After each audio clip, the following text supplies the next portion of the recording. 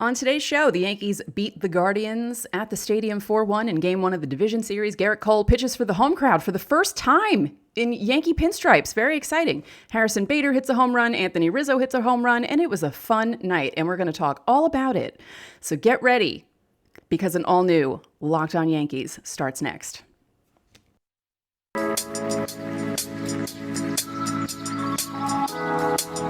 You are Locked On Yankees, your daily New York Yankees podcast. Part of the Locked On Podcast Network, your team every day.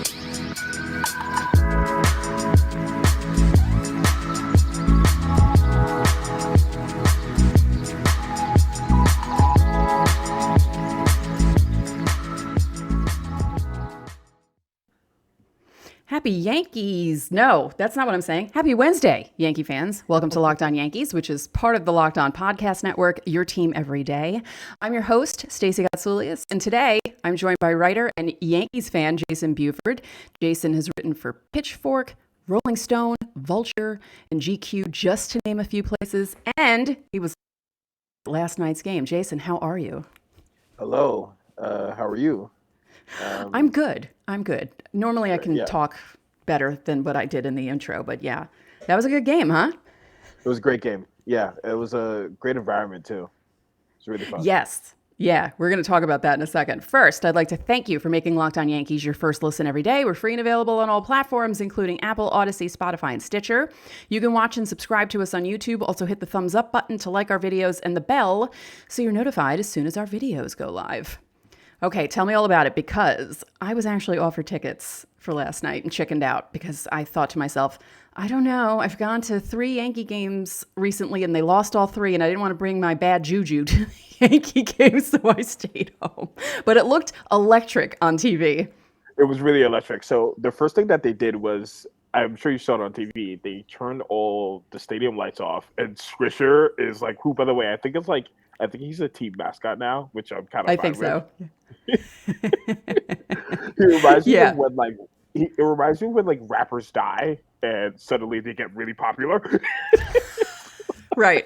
It's like Swisher wasn't this popular when he was on the Yankees, but when they have him waving the flag, it was really, really fun. And then the crowd was juiced. I was in the bleachers, and so we were just anticipating the first pitch. When it happened, the crowd went crazy. We were really excited. Player baseball is back in the Bronx, and it's honestly the best. It really is. Yeah. You know, what was the last playoff game I went to was 2011. It's been a really long time since I've been to a playoff game, and it was a loss. But I used to go all the time with my season tickets. You know, I was at all those games I was at the Subway Series in 2000. I was at Game 4 of the 01 World Series when Tino hit the home run to tie and Jeter hit the home run to walk off. And, that game permanently damaged my voice.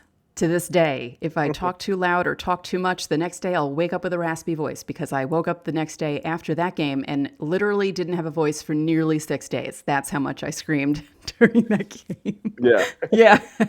So I missed that atmosphere. And I believe, was yesterday the 10th anniversary of the Raul game? So there was kind of good mojo going into yesterday's game. I believe it was. Yes. Yeah. Yeah. Which is great. That's terrific mojo. Mm-hmm. That's the mojo you want. Yeah. Yeah. I know that most Yankee fans liked that because the Yankees aren't known to do that sort of thing before a game. And I thought it was really cool. Joel Sherman did not like it. He was like, this is minor league stuff. This is the Yankees. What happened to them? And I said, the Yankees can't win. Either they're too stiff and don't do fun things, or when they do fun things, people are like, what are they doing? They're the Yankees. Yeah, I don't know. It's just maybe it's a good thing that they want something to pump up the crowd. And I don't know. I like the fact that they're getting a little bit more flexible with things like that. Yeah.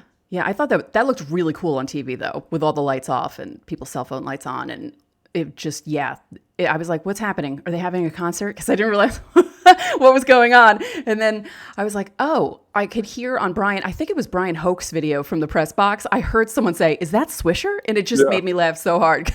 Obviously a Swisher. Who else would it be? Right. CeCe wouldn't do that. No. Oh, no. CeCe's a real legend, so they have to throw the first pitch. Right. Right.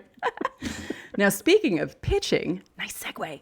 We're going to talk about Gerrit Cole because even though they said it last night, I still was like, oh, right, this is his first home playoff game as a Yankee because 2020, obviously, nothing was happening there because they were playing in stadiums without people.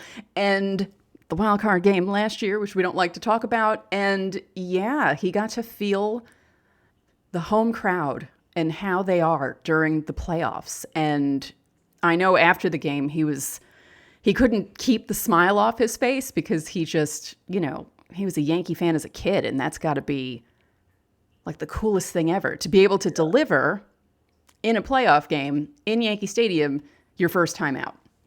So I've been on this podcast before, right? And we've talked about Cole. Mm-hmm. I have a little bit of a complicated relationship with him because although he's an incredibly talented pitcher and the strikeout totals are always great, and he clearly has an ability to be the best starter on the mound at any given game. Yeah. He's not always that fun to watch. Right. Takes a while. Yes. He reminds me of Clemens, actually. Like growing up, like watching Clemens, it was kind of similar. I was a kid, like it was kind of similar where it was like, okay, obviously he's really good, but he's also so intense and so hard on himself that he doesn't always work quickly. Yes. And so it's like it takes Cole a while. With that being said, I thought he was excellent last night. Yes. In the third inning, it really could have went left with Rizzo making that boneheaded play, and that was like, I was like, "What are you doing?" I know. First, and then with the umpire missing the strike, what was supposed to be the strike 3 call, and instead, I think he settled down. He really did settle down, and he was able to get out that inning. And from then on, I don't think they could really touch him. Right. Now, what happened was, it was a slider. It was low in the zone, but it was clearly a strike, and he had been calling low balls as strikes. Those are strikes that he calls on Judge, right? And right. So it was kind of just like, what the hell? Right. And, as you said, it could have gone left, and I was really afraid it was going to because it did feel like one of those moments where he wouldn't get the strike call, bases are loaded. He had given up the home run to Kwan earlier in the inning, and you're just thinking, oh, God, the wheels are going to come off. And then thankfully, he only threw 2 more pitches after that, because that's another thing. Even in the first inning, right away, IKF with his issues, making Cole throw extra pitches. And with the way Cole started, with as many pitches as he threw in the first 2 innings, you're thinking to yourself, oh my God, just try and make it to 6. Try and make it like at least into the 6th inning. And he made it into the 7th. So that was good for him. But after that slider that was called for a ball, goes to the knuckle curve. He was using that a lot last night, and it was working well for him. And strike 4 or 5 was a swinging strike on a slider and ends that threat. And as we said before we started, or as I said before we started recording, I knew in that moment they were going to win the game. I really did. I felt like, okay, this was the Guardians' best chance for them to do something against him, because now he's going to be like, all right, I'm going to settle down. Things are going to be better. And he basically did. It happens a lot, right? He'll give him a 4-run inning and then he'll settle down for 5 innings, right? Yes. Yeah. And it's like, I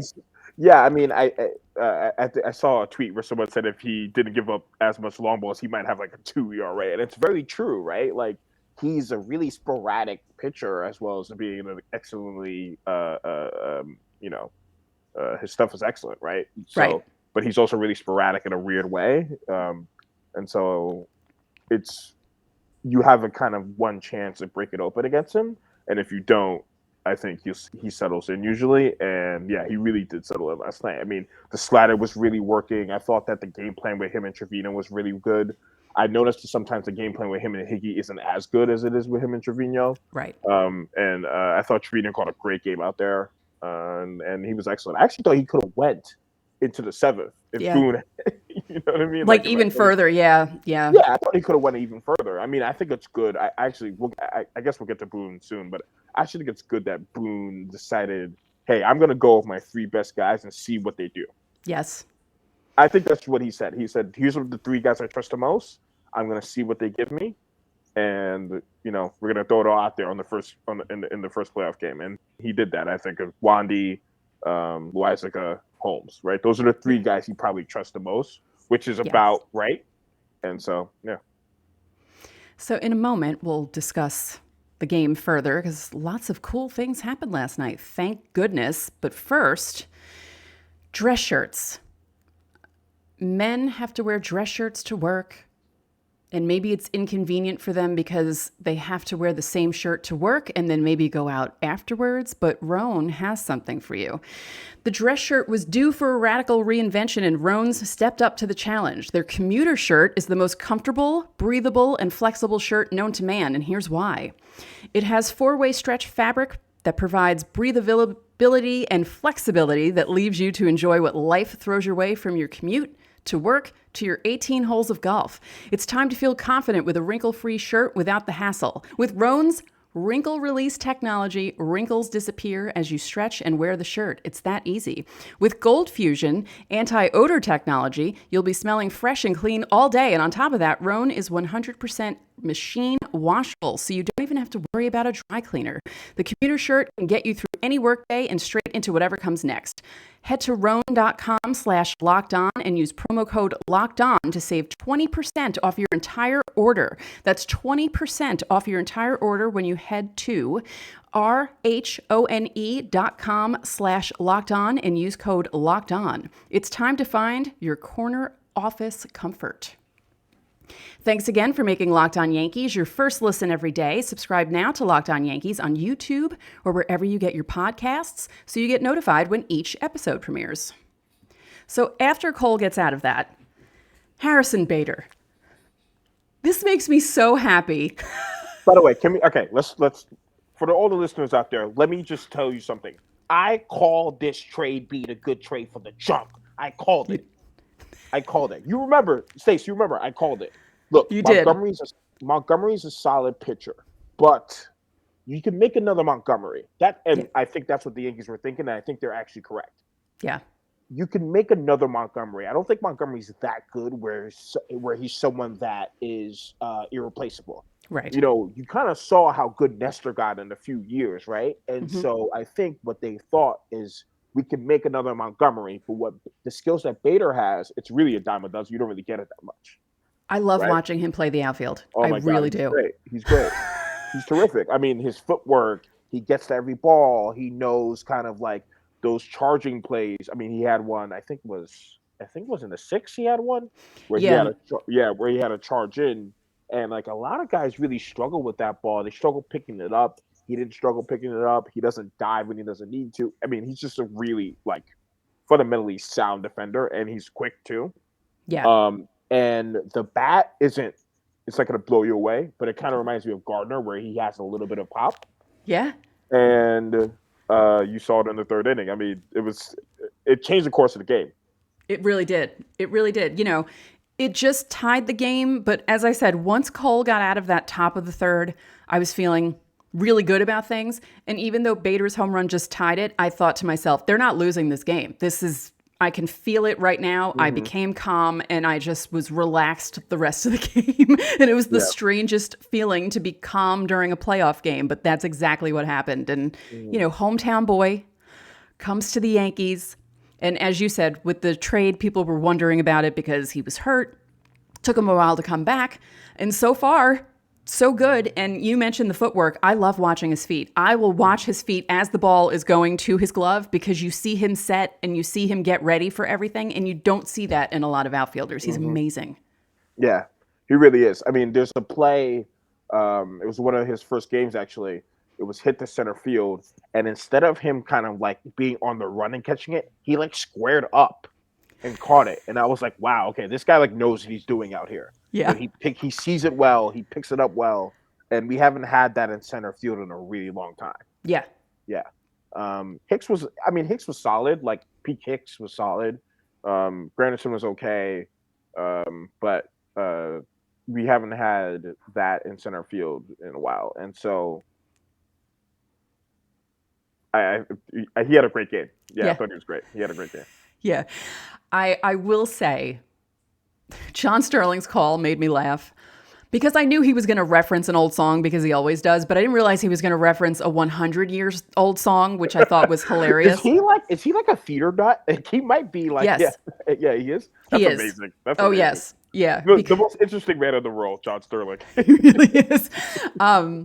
because I didn't hear the call. I was watching on the TV, Yeah. but one of my friends tweeted out, "I'm just wild about Harry." And I was like, "Don't tell me that's the call." And she's like, "It was." I'm like, "Oh my God, that's fantastic." And I couldn't wait for it to be tweeted. And then when it was, I played it for my mother because I knew she would get a kick out of that. And then I had it in my head all night for the rest of the game. But yeah, Sterling having fun with his home run calls. So yeah, Cole settles down after that, has a 1-2-3 inning. And then let's see. He walked Ramirez in the top of the fifth. Everything's fine. And the bottom of the fifth, Trevino with that sac fly, that Wait, helped. do we want to talk about Kid Rock, Josh Donaldson first? Oh my God. So, okay, I will say, I actually thought the ball was out. I Right. actually thought it hit.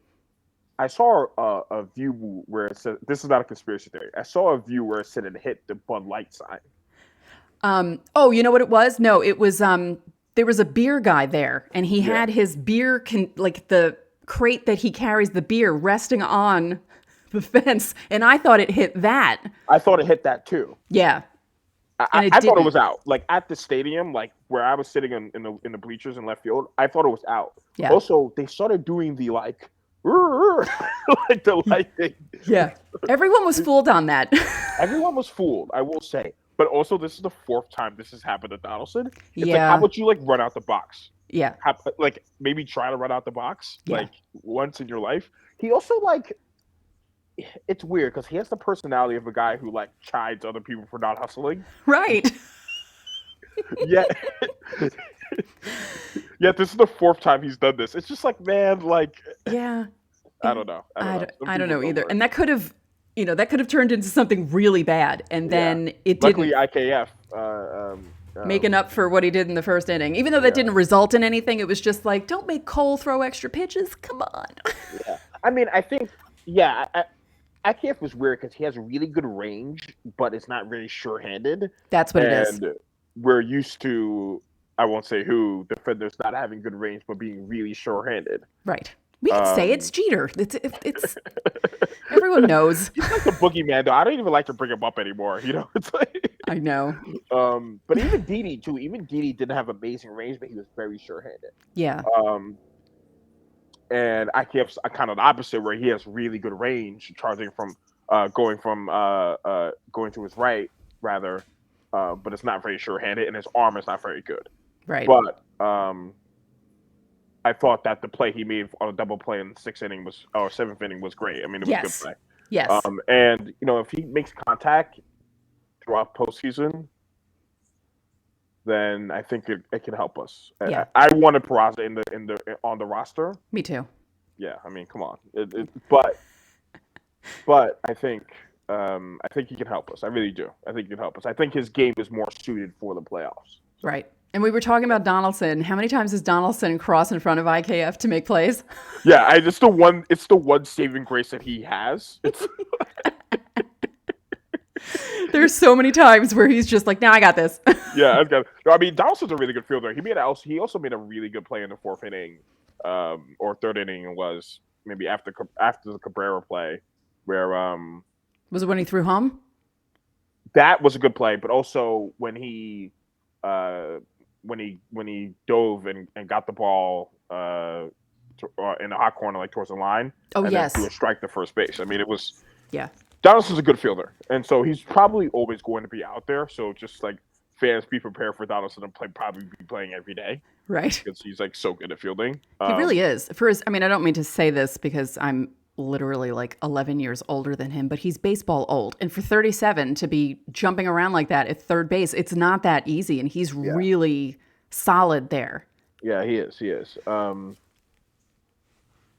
he's got to hustle out the box. Like that could have been like a changing. That could have been a factor in the game that like we're gonna look back at, and it's like we should have had that. And luckily, that's not the case. But next time it will be like that. So he's really got to figure that out. Yeah.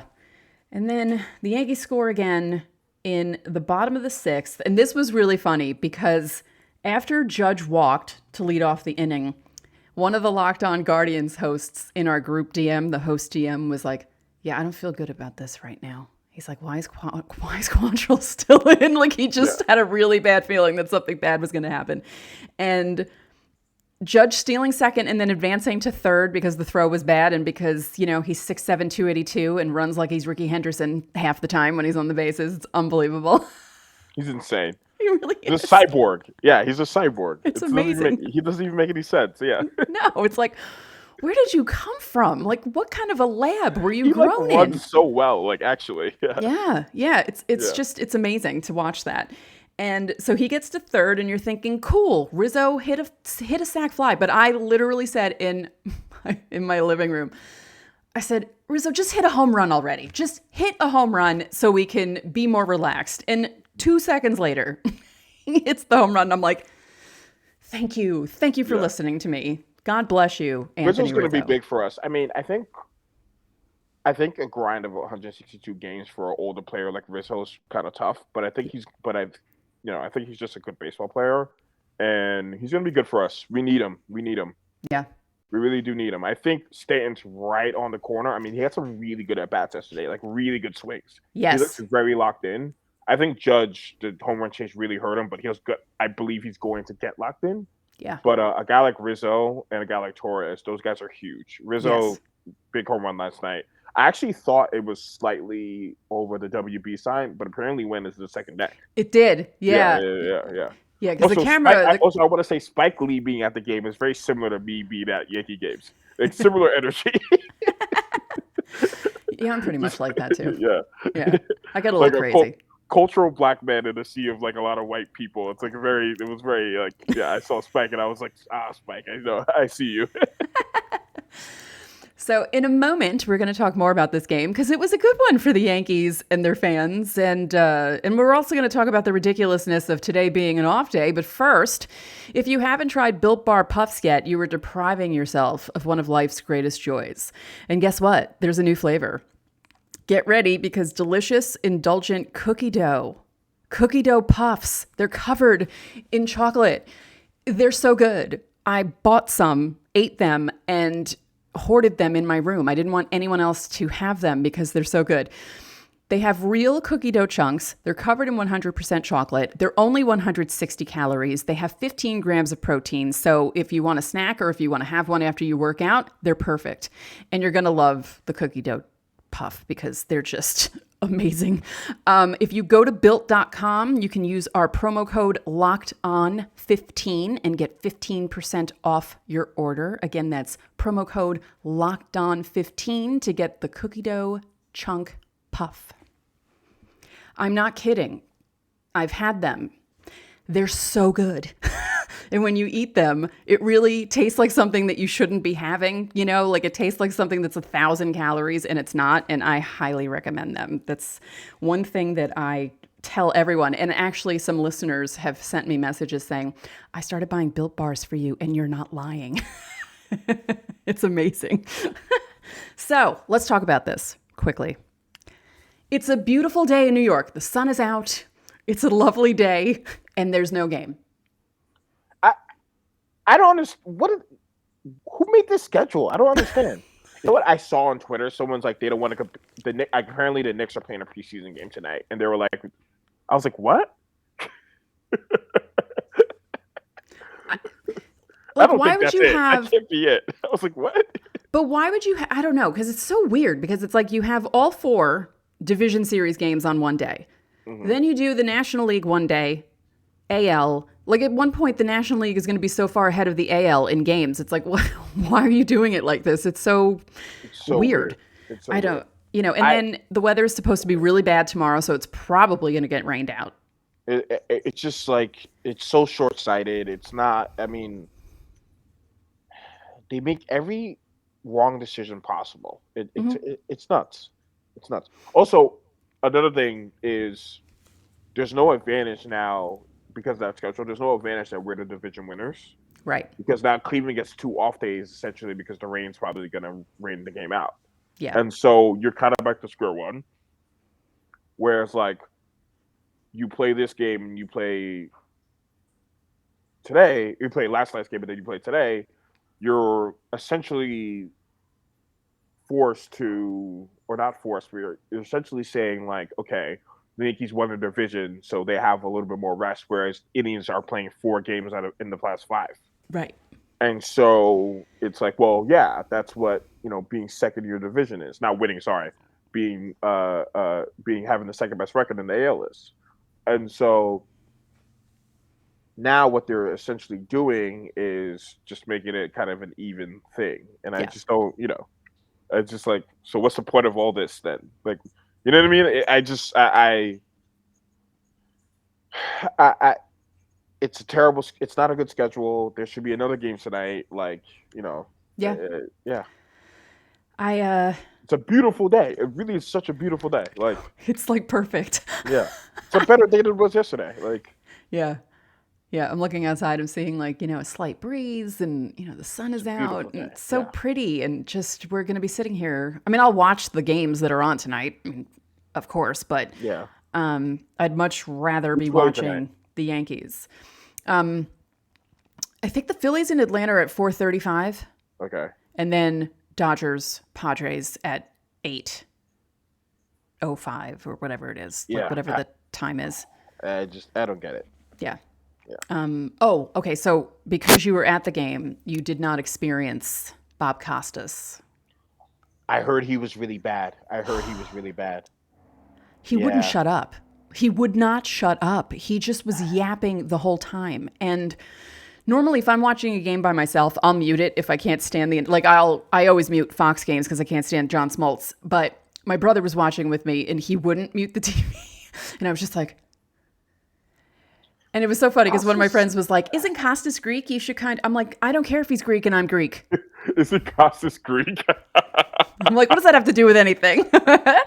If a Greek person is bad, I'm going to point it out. Yeah, I'm like, what? You know what? Like, I think some of those like old announcers, they're a little washed, but like low key, like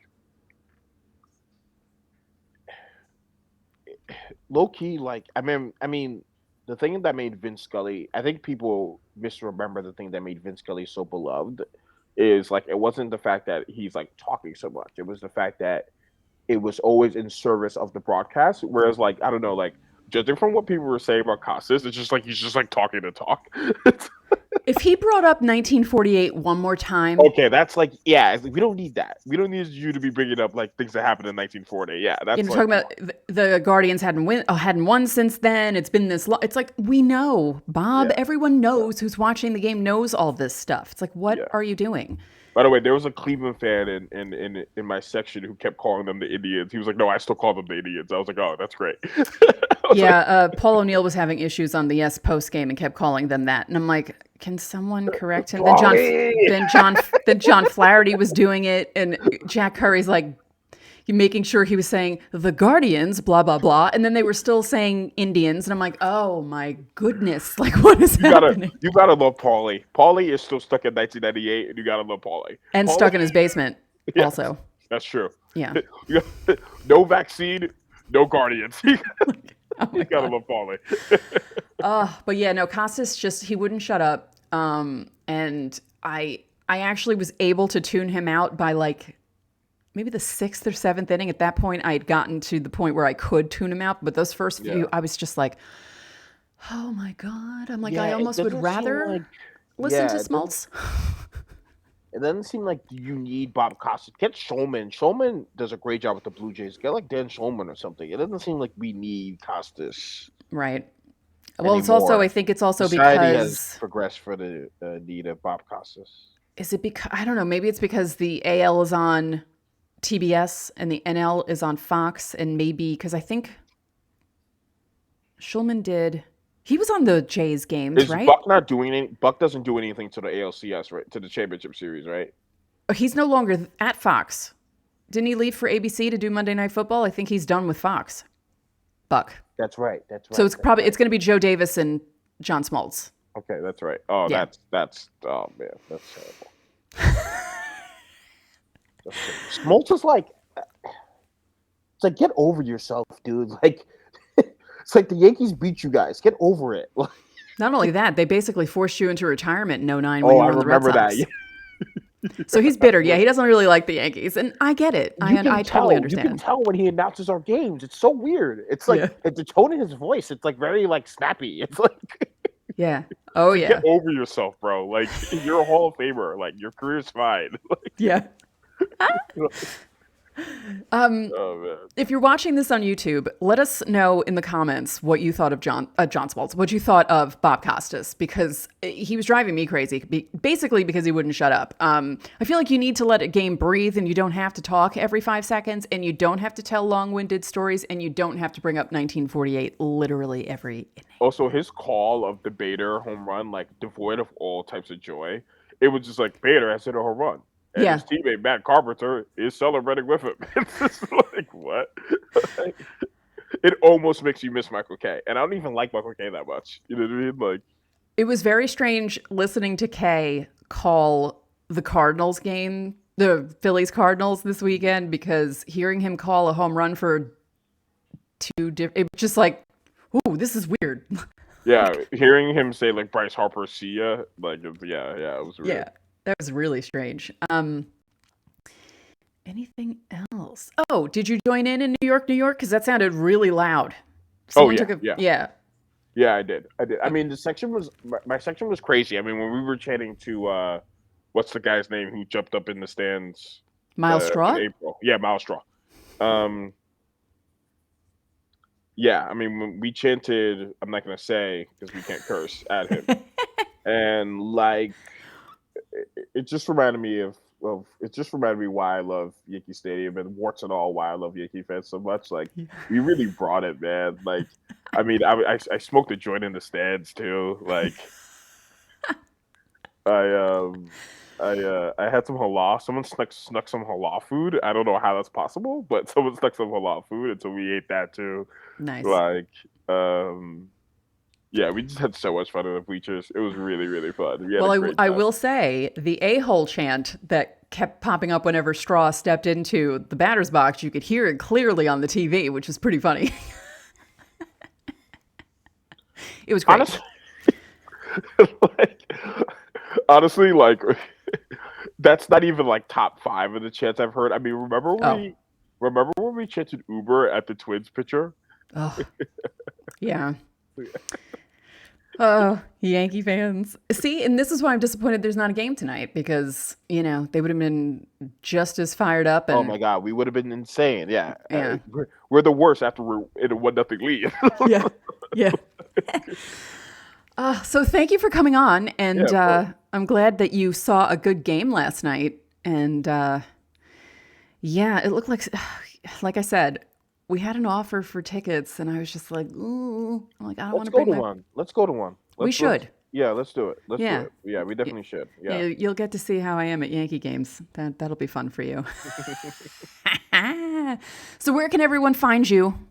Twitter at Jayson Buford, JAYSONBUFORD. I do a rap column every month for Stereo Gum, and then I do I don't know, interviews I do profiles for GQ. I actually profile Cortez for GQ. I usually do rappers, but I actually did Nestor for GQ. I think in April. Well, no, I think it was June or May or June. And then Rolling Stone, I do stuff for. I have a profile for Pitchfork coming out soon. I have something for Vanity Fair coming out soon. So you can find me anywhere. Cool. And yeah, the Cortez thing was really cool. I forgot to bring that up in the open. But thank you for coming on and talking Yankees. And anytime you want to do this, as long as they're lasting through the playoffs, let me know and I'll have you on again. Yeah. Yay! Okay, so that's it for this episode of Locked On Yankees, which is part of the Locked On Podcast Network, your team every day. Remember, you can listen to this show in Apple Podcasts, Google Podcasts, Odyssey, Spotify, Stitcher, or anywhere else you get your podcasts. You can watch and subscribe to us on YouTube. Again, hit the thumbs up, comment, and click on the bell so you know when our videos go up. And now that you made your first listen, make your second listen Locked On MLB, because Paul Francis Sullivan is an MLB expert. He brings humor, passion, and a unique perspective on every team, including his Red Sox, and the biggest stories from around the league. Follow the #1 daily league-wide podcast, Locked On MLB, on the Odyssey app, YouTube, or wherever you get your podcasts. One more thing, if you could be so kind, please rate the podcast and spread the word about this podcast to your fellow Yankee fans. We would really appreciate it. So enjoy your Wednesday. Maybe it won't get rained out tomorrow. Maybe there will be a miracle, and I will talk to you all tomorrow.